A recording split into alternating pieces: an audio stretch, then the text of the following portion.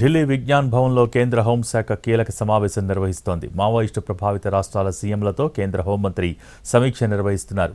కేంద్ర హోంమంత్రి అమిత్ షా నేతృత్వంలో జరుగుతున్న సమావేశానికి తెలంగాణ, బీహార్, ఛత్తీస్గఢ్, జార్ఖండ్, ఒడిశా, మహారాష్ట్ర, మధ్యప్రదేశ్ సీఎంలు హాజరయ్యారు. ఏపీ తరఫున హాజరైన హోంమంత్రి అనిత పాల్గొంటున్నారు. మావోయిస్టుల ఏరివేత, మావోయిస్టు ప్రభావిత ప్రాంతాల్లో చేపట్టాల్సిన అభివృద్ధి కార్యక్రమాలపై చర్చ జరగనుంది. రోడ్డు కనెక్టివిటీ, ఫోన్ కనెక్టివిటీ పెంచేలా చర్యలు తీసుకోనుంది కేంద్రం. 2026 నాటికి వామపక్ష తీవ్రవాదం ఉండకూడదని కేంద్రం టార్గెట్గా పెట్టుకుంది.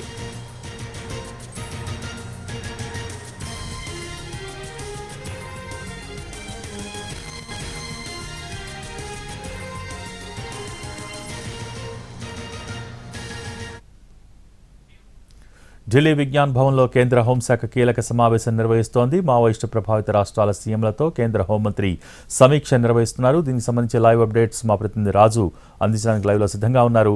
రాజు, over to you. Thank you Bhogi.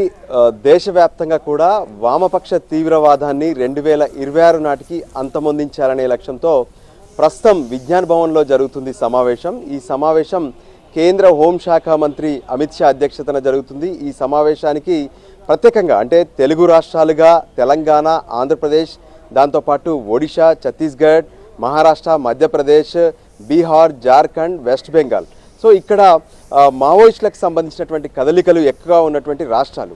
So ఆయా రాష్ట్రాల ముఖ్యమంత్రులతో పాటు హోంమంత్రులు, మరోపక్క చీఫ్ సెక్రటరీలు, డీజీపీలు కూడా ఈ సమావేశానికి హాజరయ్యారు.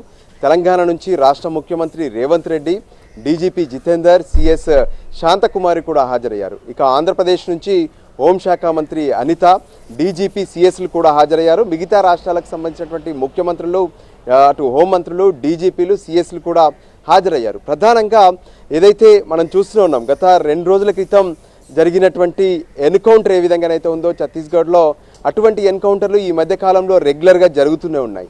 అంటే కేంద్రం ఒక కీలక నిర్ణయం తీసుకుంది.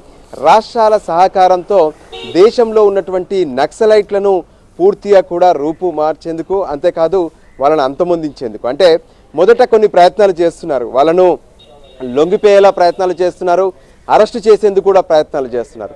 సో ఆ 2 విధాలుగా కూడా వాళ్ళు ఎప్పుడైతే కేంద్ర ప్రభుత్వానికి లొంగకపోతే ఖచ్చితంగా ఇక ఎన్కౌంటర్ల పేరుతో కూడా పెద్ద ఎత్తున ఆపరేషన్లు, కూంబింగ్ ఆపరేషన్లు, సెర్చింగ్ ఆపరేషన్లు చేస్తున్నటువంటి పరిస్థితి కనిపిస్తుంది.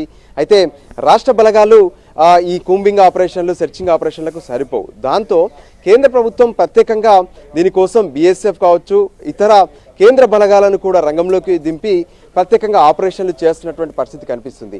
సో గతంతో పోలిస్తే, అంటే ఎప్పుడైతే ఈ టార్గెట్ పెట్టుకున్నారో టార్గెట్తో పోలిస్తే రోజు రోజుకు నక్సల్స్ ప్రభావం అనేది తగ్గిపోతున్నటువంటి పరిస్థితి కనిపిస్తుంది. దాదాపు అంటే ఎప్పుడైతే ఈ ఆపరేషన్స్ మొదలు పెట్టారో దాదాపు 78% ఈ నక్సల్స్ ఎఫెక్ట్ అనేది తగ్గిపోయిందనేది కేంద్రం తమ లెక్కల్లో చెప్తున్నటువంటి పరిస్థితి కనిపిస్తుంది.